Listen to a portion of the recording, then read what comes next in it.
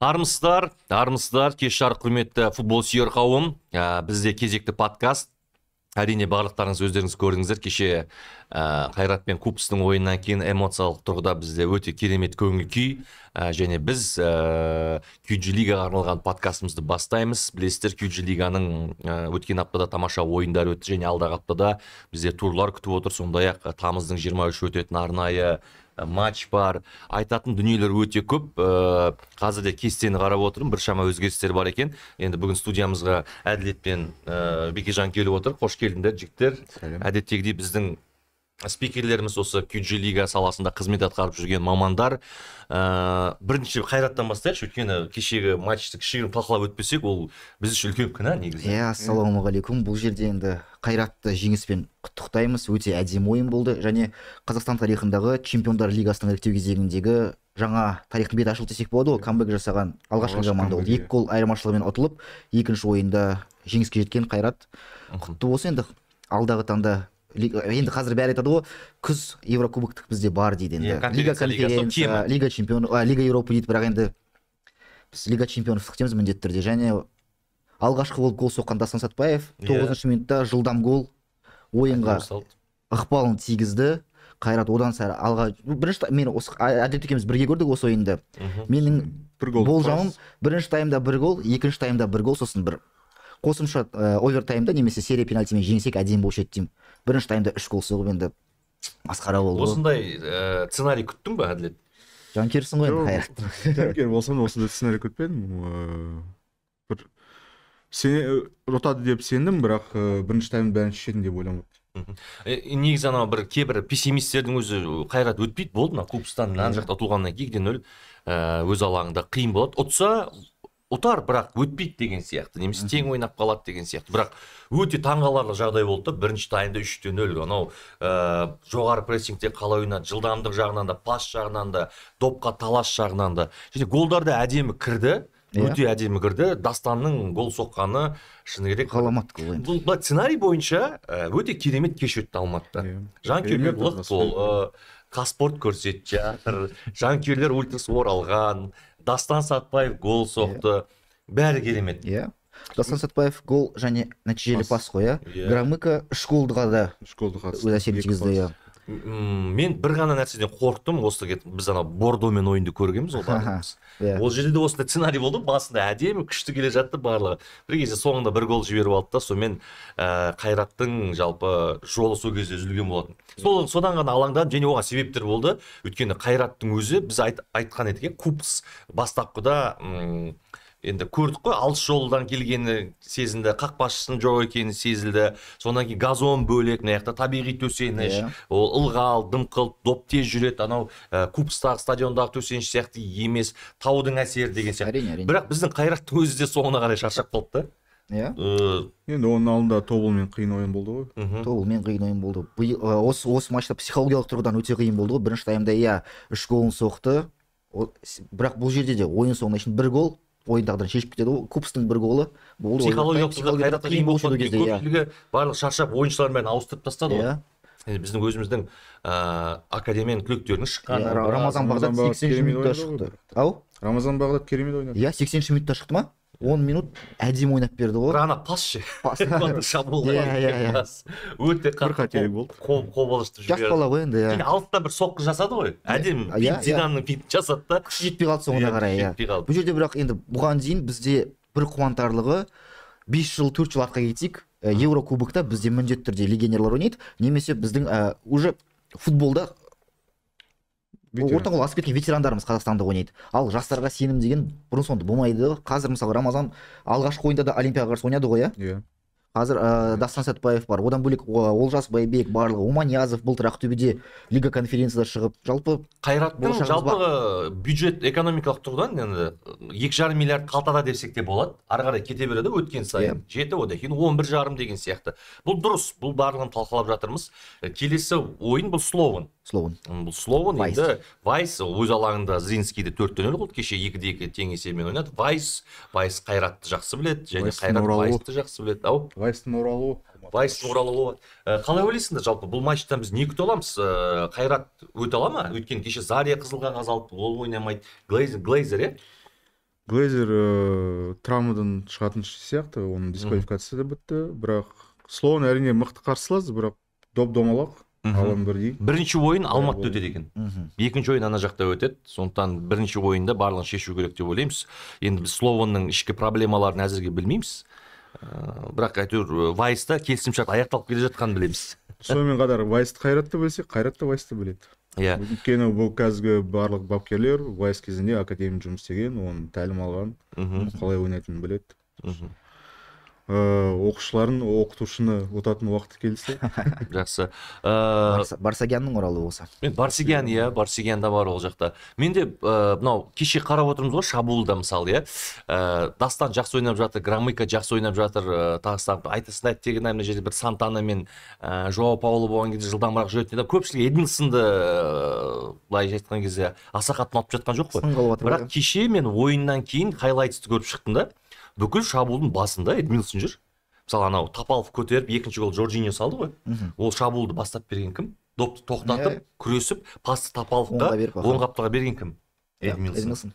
Қара жұмыс жасап жатыр. Қара жұмыс, бірақ оның анау қара жұмыс жасаған көрінбей қалады да, бірақ анау сала алмай қалған мүмкіндіктер көрініп қалып жатыр да. Сондықтан менің ойымша Эдмилсонды сынауға әлі ерте ме, әлі өзін көрсете ме ол? Өйткені тобылда да сондай болды да ол. Мүмкіндіктер болды, сала алмай қалды. Кеше де бір-екі мүмкіндік болды, сала алмай қалды, бірақ қара жұмыс істеп жүр. Адаптацияға уақыт керек, және жаңа Әділеттің өзі айтқандай қара жұмыс көпшілікке негізі. Мысалы біз футбол сарапшылар ретінде диванда отырып көп нәрсе айтуымыз мүмкін, бірақ қара жұмысты көпшілік көрмейді, сол үшін ол да өзің жаңа айтқандай шабуылды бастап беріп жатыр. Бірақ Громыконы бәрі көреді, өйткені Громыко тұрарда соңғы басын береді. Громыко голын соғады. Сол ғой, басында Қайратты қара жұмыс атқарып, ешкім көрмегенде, соның гол сала бастағанда ғана қара жұмысын да көрді, гол салатынын да көрді бәрі. Гадрани шыға ма келесі ойында? Болған шығар, жарақаты біткен шығар оның, иә? Жарақаты біткен, бірақ қазір Сорокин мен Мартинович өзі мықты связка болып тұр ғой. Мартинович Қасаболатқа жақсы көмек беріп отырды, арттан айтып отыр. Сондықтан Қасаболаттың да ойыны жақсы шықты кеше, өте ұнады. Өйткені футбол мамандарымен көріп отырған кезде Қасаболат жақсы бір абыройлы пікірлер естідік, өте керемет. Және бұл жердегі бұл матчта бір тағы талқылайтын дүние, Заря кетті, мысалы бапкер Оразбақтин жайлы. Мен өз мақсатын орындады. Әлі де орындап келеді, иә. Әлі де орындап келеді, сондықтан сенім артылады деп ойлаймыз. Бұл жерде Оразбақтиннан бөлек тағы да талқылайтын қызыл қағаз Заряның. Ондай көріп пе едіңдер, сондай шыққан үшін қызыл, мен бірінші рет көріп тұрмын. Мен де бірінші рет көрдім. Қалай қызыл қағаз? Алаңға шықты, ерегісті, содан беріп тұр енді. Сары қағаз беру болады. Сары мен де соны ойлағам, сары қағаз берсе жеткілікті. Ауызша ескерту де жарасады оған. Қызыл қағаз бірінші рет көрдім. Әрі кетсе сары қағаз, максимум сары қағаз ғой. Яғни вар жоқ, иә? Бірақ төрешілер айтып отырады құлағына, иә, вар болмаса да, иә. Мен ойлағам, керісінше ана ойыншыға да қызыл қағаз беріп, Купстың шабуылшысына. Иә, біраз тоқтап қалды осы кезде ойын. Иә. Үзіле салып. Сондықтан ойын соңында Дастан Оразбақтың айқайлап бергені ма? Сондықтан біз келесі ойын күтеміз. Алматылық жанкүйерлер жарайсыздар. Қазіргі таңда Алматы мен Ақтөбеде бір тамаша футбол мерекесі өтіп жатыр ғой. Ақтөбеде де күн өткен сайын матчтар өтіп жатыр. Қайратта да. Қайрат чемпионатта осы турды жібереді ау деймін, жоқ, Ұлытаумен ойнайды. Алматыда ма? Штамызда Алматыда. Жақсы. Ол жерге енді қосалқы құрамды шығара ма екен, әлде негізгі құрам ойнай ма екен? Көреміз, бірақ бір Қайраттың маған ұнап жатқаны, осындай екі фронтта ойнап жатса да, негізгі ішкі чемпионатқа ойыншыларды шығарады, барын ойнатады. Андай қосал құрамды шығара салмайды да. Ұлытауды кемсіткенім емес, бірақ бұл жерде енді Қайраттың академиясы мықты, сол үшін 50-50 құрам шығатын болса, бұл Қайрат Ұлытауға да қарсыластық береді. Мүмкіндік болады өздерін көрсетуге. Жақсы, енді QG лигаға оралайық ағайын. Қараңыздар, мынау Бекежан ұсынған екі кестені көріп тұрмыз. Бұл U16. QG-ге оралсақ тағы да Қайрат шығып тұр. Иә, екінші жерде Қайрат шығып тұр. U16-да Қайрат бірде келе жатыр. Және озып кетті одан сайын, иә. 6-8 ұпайға озып кетті. Не өзгерді, не болып кетті бұл жақта? Астана ұпай жоғалтуда қазір. U16-да, иә. Енді Қайрат U16, U18-де әдемі келе жатыр. Енді қазір келесі турнир кестесін көреміз ғой. U17-де енді қазір Ордабасы бірінші орында. Енді бұл жерде Астана командасында өзгерістер болды, қателеспесем, құрамда. Өзгерістер болып жатыр. Ануар Төленді кетіп қалды, үздік бомбардирі. Соңғы ойында олар Ақтөбеден ұтылды, өз алаңында 0-1. Сондықтан Қайрат кішкене алға шығып кетті. түсінікті. Бұл жерде қызық. Енді қалғандар түсінікті сол орындар. Ордабасы, Ақтөбе. Осы кім? Алдыңғы подкастта Бекіш сен айтып едің ғой, бір Ақтөбе мен бір команда өзінің ұпайларын кейін жинайды, көтеріледі деген ше.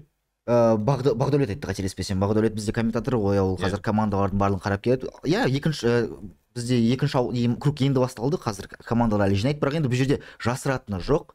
Қайрат академиясы еліміздегі ең мықты академия, соны дәлелдеп келе жатыр ғой.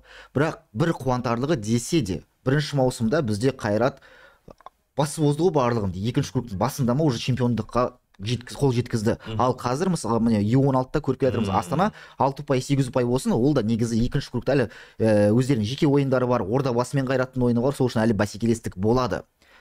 Ал U17-ге келетін болсақ, бұл жерде Ордабасы бірінші. Ораламыз. Қыздар лигасын қарайықшы. Ал қыздар лигасын келетін болсақ, бұл жерде енді QG лига тарихындағы алғашқы гексатрик 6 гол соқты Қайрат ойыншысы. Милена Николенко. Жетісуға қарсы ойында.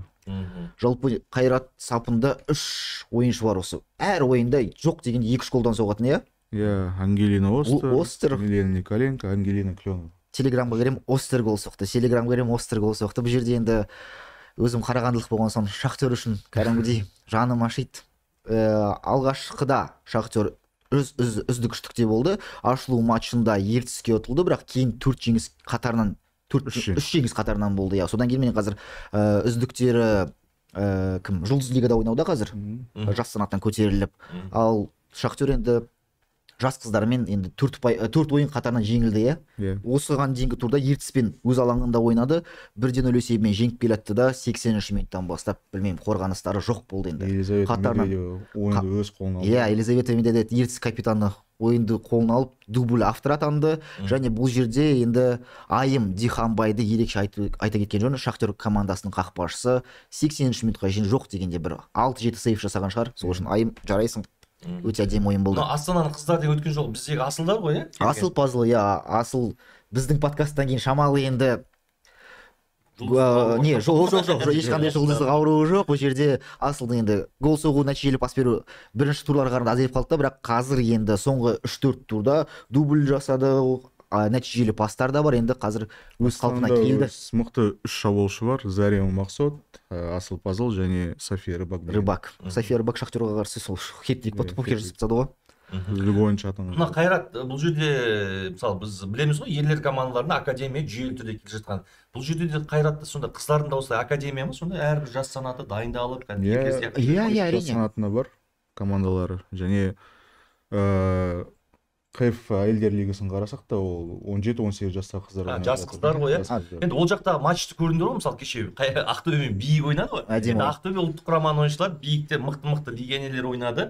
Ақтөбеде атмосфера керемет, жанкүйерлер де келді, бір матчта өзі бір драмаға толы болды ғой, көзіне жас алып, әдемі болды. Демек, ол жақта да бұйыртса, сол екі клубтың қатарына Қайратта қосылады деген соң, қыздар кішкене жастары келгеннен кейін, иә? Қазір де олар 4-ші орында келе жатыр.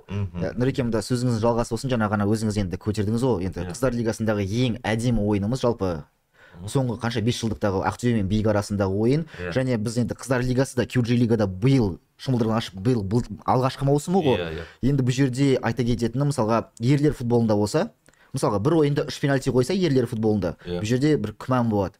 Ал қыздар футболында бұл жерде психология өте үлкен рөл атқарады ғой. Мысалға Ақтөбе есеп теңестірді, сосын 2-1 есебімен ұтылып келатты ғой. Содан кейін шабуылға көшті. Бірінші пенальти, екінші пенальти, бұл жерде пенальтиға еш күмән жоқ шығар, ешкімде. Психология тұрғыдан жеп қойды ғой. Аренасы бар, қолдауы бар, шабуылдар бар, және ойыншылардың енді бір мотивациялық тұрғыда әдемі көрсетті ғой өздері. Демек, сол ана 17-18 жаста. Бұл жерде де тура солай, иә. Мысалға ірі есеп болады. Қыздар, кешіріңіз бөлгеніме. Бұл жерде қыздар футболында мысалға 1-2 гол жеріп қала ма, бітті. Ұтылып жатқан команда ары қарай басылады да, содан 10 гол, 11 гол жеріп, білмеймін, бір ерте беріліп қояды психологиялық тұрғыдан.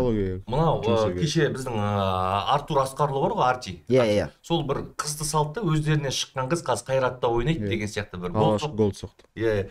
Подкатпен гол соққанды. Мына футзалда қыздардың футзалын көрсең, бір-бірін аямайды, аяқ қалдырмайды, стикке барады да. Қыздар футболында да осы солай ғой негізі. Иә, әрине. Соңына дейін ойнайды, бірақ қыздар футзалы дегенде мен, қыздар футзалы қазір бар ма? бар ғой бірінші маусым бірінші маусым ба? Қайрат футзал клубы ол жерде чемпион атанды да. Және ана көрсең енді жаның ашып кетеді қыздарға. Аямайды бір-бірлерін кәдімгі. Өткен кезінде осы 1-2 жыл бұрын қыздар футзалында, қыздар ұлттық құрамасында да қателеспесем, осы үлкен футболдың қыздары шығып ойнап еді ғой. Маусым бітеді де ана жаққа өтіп кететін еді. Қазір олай емес қой сонда. Бізде де аямайды. Мысалы тобыл мен ақтөбе дерби болғанда матчтың соңында қыздар төбелесіп қалды бір-біріне. Ондай болып тұрады енді. 4 қызыл қағаз алып. Ондай болып тұрады. Енді жақсы, қарап отырсақ, мысалы Ақтөбе түсінікті. Осы бастан биіктің гегемониясын бұзғысы келеді ар жақта. Мына жерде қарап отырсақ, Қайрат та жақсы келе жатыр. Ертең бұл да қыздар да есейеді ғой. Әрине. Жасына жеткен кезде олар да бәсекелестік танытады. Демек, ол жақта да стратегиялық тұрғыдан бұл клуб жұмыс жасап келе жатыр деген сөз ғой. Астана командасының осыған дейін де Асылдың өзі айтып өтті ғой, бір емес 2 ойыншысы ма негізгі құрамда ойнайды. Үлкен командада қыздар лигасында. Және бұл жерде енді біз алғашқы үштіктегі командаларды ұпай жинап келатқан командаларды Шахтерді айттық. Тобыл қазір әдемі келе жатыр. Тобыл құрғақ жапырақ соқты бір ойында. Әдемі голдары бар. Жабақ жерде Жетісуды да қолдап кеткеніміз жөн болар. Өйткені әзірге Қайраттың Остер мен Кленова дебют жасады негізгі командада. Негізгі командада ма? Сосын Тоболда Амура Карабаева дебют жасады. Жетісу туралы не айтайын? Жетісу туралы Жетісуды бұл жерде не айтарқанда қолдап жүру керек та. Мысалы 0 ұпай ол ештеңе емес. Әзірге алдағы таңда жеңістері болады. Және бұл жерде Жетісудың ойыншылары қателеспесем 8-ші номерлі ойыншы негізгі командада ойнайды тоже, иә? Жоқ дегенде бір 2-3 ойыншылары негізгі командада ойнайды. Сол үшін бұл да бағана мен болашаққа бір бағдар. Осыға келесі кестеге өтпес тұрмен сұрайын деген, мысалы КФ не өтіп кетті дедің ғой, Астананың бір ойыншысы, иә? Төленді. Ол қалай өтіп кетті ол? Трансфер маусым ашылды. Қателеспесем бұл жерде федерациямен осы қатысып жатқан командалар арасында бір меморандум ба, бір не бар. Ана ұнаса КФ-ға алып кете алады. Иә, рұқсаты бар сондай. Иә? Қателеспесем Астана еш қарсылық көрсетпеді. Барғың келсе бара бер деді. 28-ші осы дүйсенбі күні 28-ші шілдеде трансфер маусымы ашылды. Жазғы маусым терезе ашылды бізде. Сол кезде өтті ғой. Ойыншылар өте бастады. Командалар ауыса бастады. Жақсы, келісім бар бірақ, иә? Келесі кестені білейікші, қандай кестені? Міне, бұл U17 және U18 Б санаты. Б санаты. Мұнда Шымкенттер жарап тұр. Иә, неге ондай? Енді оңтүстік командасына келейік бірінші U18 Б санатына. Бұл жерде былтыр оңтүстік командасы Б лигасында жеңді емес пе? Жеңді және жеңіліссіз аяқтады маусымда. Ал бірінші маусымда QG лиганың ашылу маусымында бұл оңтүстік командасы негізі QG лиганың элиталық дивизионында да қарсыластық көрсеткен команда. Және алдағы таңда да бұл оңтүстік командасы элиталық дивизионға әлі де оралуы мүмкін. Сол үшін оңтүстік командасы Б лигасының бір Қайраты десек артық айтқанымыз емес. Бұл жерде Шымкенттік ойыншылар, одан бөлек Түркістандың ойыншылары, жиынтық ойыншылар ғой бұл жақта оңтүстіктегі. Және оңтүстіктен бөлек бұл жерде федерация командасын айта өткен жөн болар. Өйткені бұл жерде бұл балалар қарсыластардан 2 жас кіші. 2 жас үлкен балалармен доп теуіп, қазір мысалы айырмашылық қанша? 1 ұпай ма? 1 ұпай. Бірақ ұпай. Бірақ осыған дейін КФФ бірінші орында болған. Өткен турда олар бір-біріне ойнады. Оңтүстік жеңіп кетті. Оңтүстік жеңіп кетті ме КФФ-ны? Шымкентте, иә? Көрдім, иә. Бірақ оның алдында Талғарда ойнады, 2-2 болған. Тең түсті, бірақ ол ойында да қателеспесем федерация командасы 2-0 есебімен алда болып, оңтүстік командасы теңестірді есепті. Соңғы минуттарда теңестірді. Және бұл жерде оңтүстік командасында ерекше айта кетер ойыншылар да бар, бірақ біз бұны келесі слайд көрсеткенде айтайық, өйткені алдағы таңда Атлетико Мадридқа қарсы ойын бар ғой. Иә. Сол жерде де оңтүстік командасының ойыншылары болады. Оқжетпесте Қызылжардың 3-4-те тұрғаны қызық маған. Басқа нелерде жоқ та олар. Б санатында Оқжетпес туралы енді Әдеке өзің айтсаң, қалай? Оқжетпес, иә, өте керемет ойынды көрсетіп жатыр. Оңтүстік пен КФФ-қа әрине жетпей жатыр кішкене деңгейлері, бірақ қалған командалармен өте жақсы ойнайды. Кейбір кезде рейспен ұтып кетеді. Олардың бірнеше ойыншылары мықты бар. Тамерлан Қалымжанов деген үздік бомбардир болып тұр қазір, және Ислам Тұяқ, және тағы басқалар.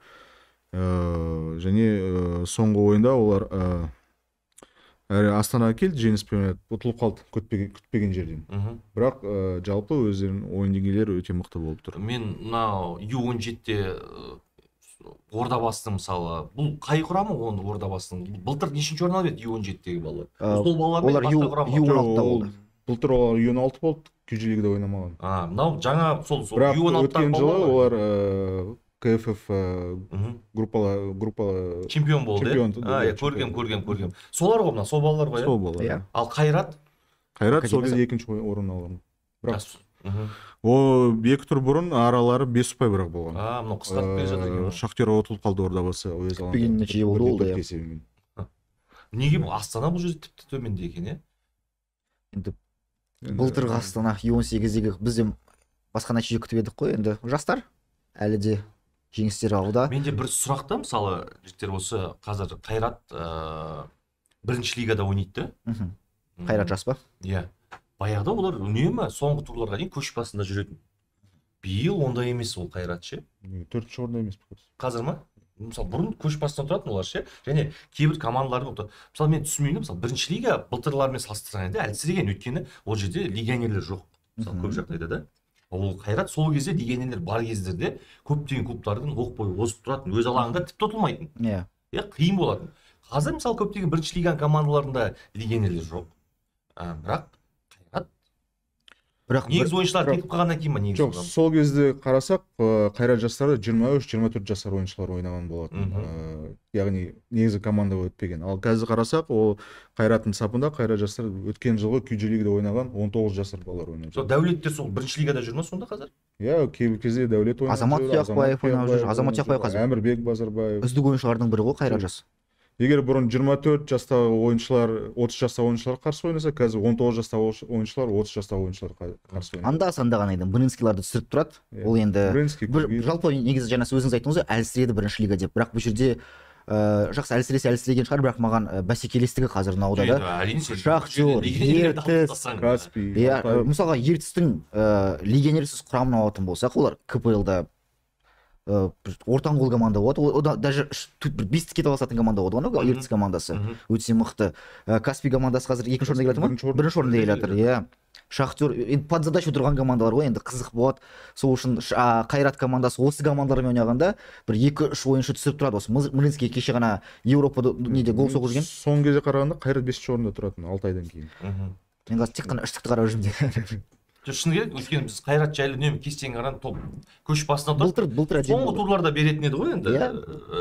Қазір қарап отырсақ, сол Шахтер, Каспий, Ертіс, Шахтерда. Және кеше бір ойын Қайраттың қарап жатсам өз алаңында ұтылып жатыр да. Соны ойладым мен. Ол Ертіспен ойнаған ғой. 3-1 болды, иә? 3-0 болды ма? Жоқ, былтырда негізі әдемі маусым болды ғой. Қателеспесем, екінші лигада Шахтер жастары Ертіспен бір бәсекелестік болды, иә. Одан бөлек бірінші лигада және өзіңіз айтқан Қайрат жас командасы жоқ, бір соңғы турға шейін 1-мен 2-ші орында келеді.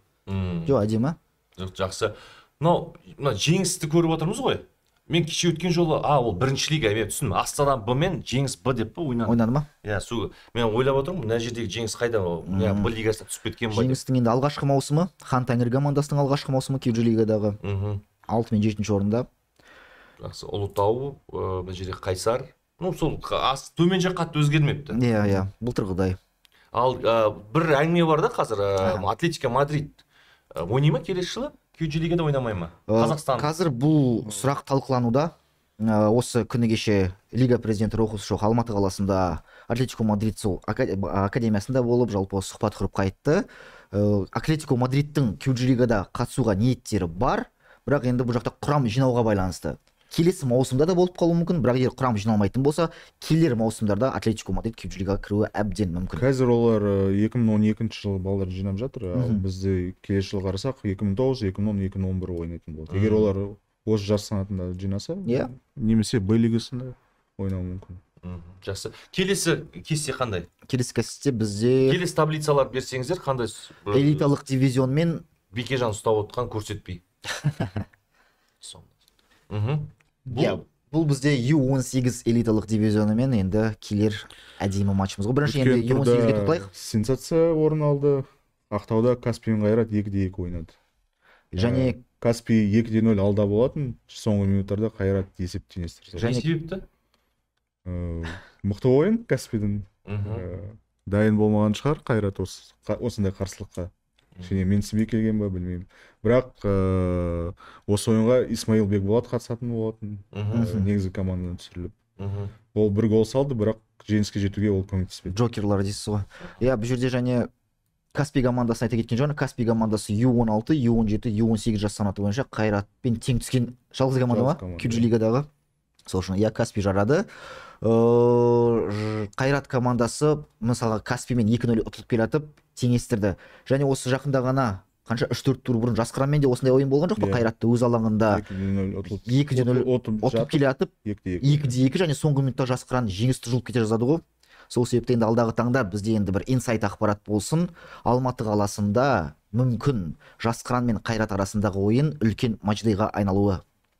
Футбол мерекесін ұйымдастырамыз Алматы қаласында, Алла қаласа. Алматылық дерби Жасқыран үшін өте маңызды ойын болады. Қайрат үшін де, өйткені осы матчта олар чемпиондық атағын алуы мүмкін болады. Жалпы Жасқыран командасы алғашқы маусымнан бастап, Қайраттың бір қаншып келе жатқан команда ғой. Бірінші маусымда жеңді 2 рет ұтқан болады.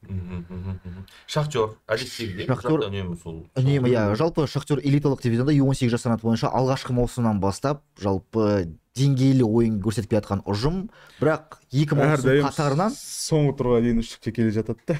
Әрине, иә, сол. Сосын 4 жолға түсіп кетеді.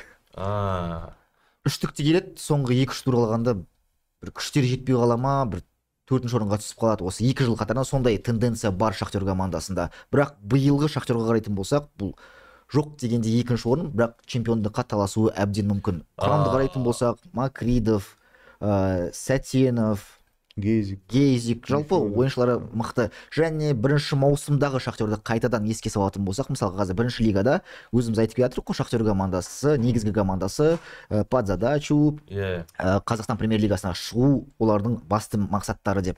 Және сол құрамның өзінде қазірде Холод ойнап жүр, Комиков ойнап жүр, кеше ғана міне суретте тұрған Исраилов Алихан Қайрат академиясының түлегі Шахтер командасына ауысты. Эльхан Саидов сынды ойыншы бар. Жастар команда QG лиганың алғашқы маусымында ойнаған. Қазір Шахтерда негізгі ойыншылардың бірі қорғаныстағы Роман Асылбаев. Жоқ, мына жерге сен Дәулеттің суретін қойып қойыпсың, не себепті? Себебі Қайрат жалпы бізде или бомбардир жоқ, бізде бомбардир Аблай Төлеухан. Бұл жерде енді біздің дизайнерлар SMM команданың таңдаған суреті, ал не себепті Қайрат таңдайды? Себебі Қайрат бірінші орында. Смаковтың баласы да осы жақта ойнайды ғой, иә? Аламгер Смаков. Дұрыс. Мен бәсе, ол демек ана Бешикташтан келді, қазір Қайрат қайтып оралған. Иә, Қайратта бір емес, 2-3 гол соқты уже. Құрғақ жапырағы бар. Алыстан соққан голы бар. Ақтөбеге қарсы соқты. Осы Дастанның құрдастары емес па, иә? Иә, 2008. Ана бір әзіл бар еді ғой. Біздің құрдастар отырады ауыл шетінде. Иә. Дастан Садыбаев чемпиондар лигасында гол соғып жүр деген сияқты. Жоқ, әдемі. Бұл жігіттен де енді болашақ үміт күтеміз. Жақсы келе жатыр ғой негізі ойындары, бір-бірін түсінісіп. Мынау суретте Бағдәулет емес па, иә? Иә, Бағдәулет қайда кетті? Ордабасының негізгі командасымен жаттығу жасап, андасында алаңға шығып жүр. Андасын мен бір уақыт бермейді. Көп үміт күтіп еді Бағдәулет. Иә, мен де былтыр жарып шықты да. Енді шабуылда көп легионерлер бар да. Жоқ, енді Ордабасыда керісінше шабуылшылар жоқ қой қазір. Жоқ, көп легионер болсын, көп шабуылшы болсын, анау кім Имнадзе ма, алғашқы қанша 4 тур ма 5 тур Ордабасы бір гол соққан жоқ қой. Сол кезде бір жас балаларға мүмкіндік беретін уақыт қой. Мен соны таңғалдым, осы Бағдәулет былтыр жарып шықты. Бәрі жерде мен өзім ойына барып көргенмін Ақтөбеге қарсы. Гол дубль автор атанды. Былтыр бомбардир Сұрмерген болды емес, үздік ойыншы болды. Сосын бір ақпарат шығып еді, Бразилияға кетіп бара жатты. Барды. Жасұлан Әмір екеуі. Және бұл жерде Жасұлан Әмір көйлберек ойнап жүр. Ол Рамос па? Голдық пас берді. Иә, ол қазір неге Бағдәулетке сенбей жүр, түсінбедім. Бұл енді Ордабасы командасының басшылығынан қойылатын сұрақ шығар екен. Біз командалардың ішкі кухнясына араласпаймыз да. Бірақ келісім шарты Ордабасымен бар, айлығын алып отыр, істеп отыр, бірақ мынандай жасында ойнау керек деп ойлаймын мен. Бәсе мен түсінбедім, мен оны Бразилияға кетіп қалған шығар деп отырмын. Келді Ордабасыда қазір. Афишадан көріп, қазір сенен сұрап отырмын. Жоқ, Ордабасыда қазір Инстаграмына суреттен салып тұрады, жаттығудан, ойыннан, бірақ ойын уақыты аз, кішкене сену керек деген біз де сондай ойдамыз. Қайратқа қарап, Сатпаевқа, Бағдатқа қарап мүмкіндік беру керек Андрей Мартин. Қорықпау керек қой. Неге береді Мартин? Бірақ Жасұлан Әмірге уақыт беру жоқ деген. Жасұлан шығып жүр. Иә. Бағдәулеттің агенті бар ма? Ол жағын білмейміз. Ал Әмірде бар ғой агент, иә? Мүмкін бар шығар. Мәселе кімнің агенті бар, сол шығады, кімнің агенті жоқ, сол шықпайды да. Менің ойымша басқа нұсқа көріп. Сосын афишада QG All Star Атлетико де Мадрид деп тұр. Бұл 23 тамыз ойын өтеді Алматы қаласында. Темірлан Ержанович атындағы стадионда ма сонда? Дәл солай. Қай жерде? Хантәңірінде өтеді. Неге Темірлан Ержанович деп жазып қойған? Бұл біздің алматылығымыздың салған посты ғой. Аккаунтынан табылдыңдар ғой. Соны белгілеп қойдыңдар ғой. Иә, спорт сараптама бөлімінің қазір қызметкері маманы. Кеше қақпаның артында тұр еді ғой. Иә, Қайрат матчында. Иә. Темірлан Ержанович стадионы деген сияқты көрінеді. Жалпы бұл жерде осы картинканы қарап тұрмыз ғой. Бір енді айта кетері, мысалы QG лига бұл тек қана осы ойыншыларға берілетін платформа. Және біз жаңағы матчты ұйымдастырамыз, әнші шақырамыз, әртіс шақырамыз дейді ғой. Бірақ біз бұны бұл жерде ең басы осы балалар үшін жасаймыз, футболдық атмосферасын сезіну үшін. Бұл жерде енді осы үш ойыншыны көрсетіп тұр ғой, All-Star'да. Бағана Әділетпен де сөйлестік. Мысалға Алихан Исраилов Қайрат академиясының бір мықты түлектердің бірі болатын. Қазір енді Шахтерға ауысты, капитаны болған Қайраттың. Командаластар өте қатты кет барады, сағынып тұр қазір оның жастар, Қайрат жастар. Қимай жіберді командаластары. Және ұлттық құрама жас санаты бойынша да капитан болатын. Қазір енді Шахтерға ауысты. Шахтерда өзін көрсетеді деген сенімдеміз. Бұл жерде енді никто не застрахован дейді ғой, соны айтқым келіп тұр. Және мысалға жаңа өзіңіз үздік бомбардиріміз туралы айттыңыз, уақыт алмай жүр, ойнамай жүр деп. Алдағы таңда бұл да өзгереді деген сенімдеміз. Және біз не үшін футбол атмосферасын бұл ойыншыларға сезіндіргіміз келеді? Себебі осы QG лигада қазір ойнап жүрген ойыншылардың әрбірі болашақта профессионал футболист болып кетеді деген сенім жоқ. Кейбіреуі карьерасын аяқтайды, және солардың бірі мысалға үздік ойыншыларымыз осы оң жақта кім еді? Алан Адахаев. Алан Адахаев жас құрамада ойнаған, техникасы мықты, былтыр ассист берді, бірақ қазір футбол мансабын аяқтады.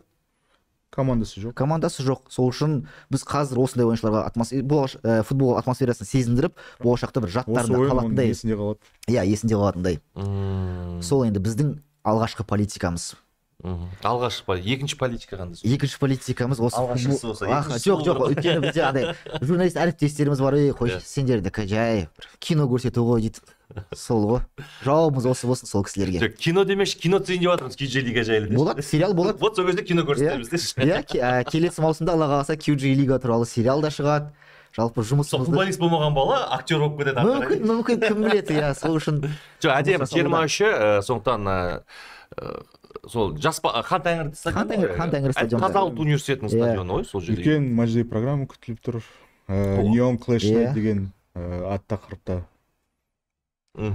Матч кешке өте ма сонда? Кешке өтеді. Онда сол иә. Белсенділіктер 6 жағынан басталады.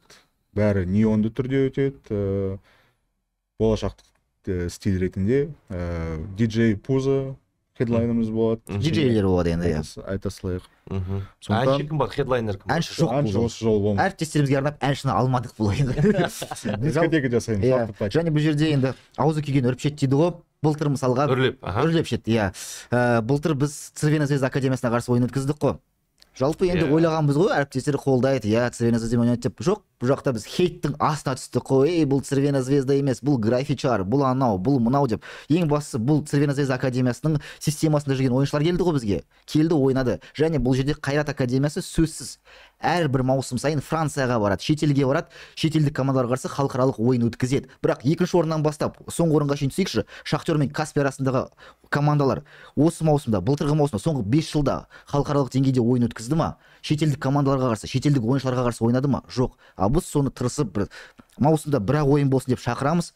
Бірақ Цервена Звезданы графичар деп бір алдадық дейді. Сосын жай сол сөзі қалсын. Ал биыл енді Атлетико Мадрид командасына қарсы ойынды біз арнайы осы Атлетико Мадридтің негізгі аккаунты бар ғой академиясының Испаниядағы, солары келеді деп совместный публикация жасадық, дәлел ретінде қойып қойдық. Арман, түсіндің ғой, Ассалаумағалейкум. Былтырғы Испания чемпионы келеді. Былтырғы Испания чемпионы. Жақсы. Бұл жақтағы енді менің посылым, құрметті әріптестер, бір-бірімізді қолдайықшы. Аяғымыздан шалмай қойықшы. Жұмыс істеп жатырық біз осы. Білмеймін, өзімізді көрсету үшін емес, жалпы лиганың жұмысын көрсету үшін, осы балаларды таныту үшін жұмыс істеп жатырық қой.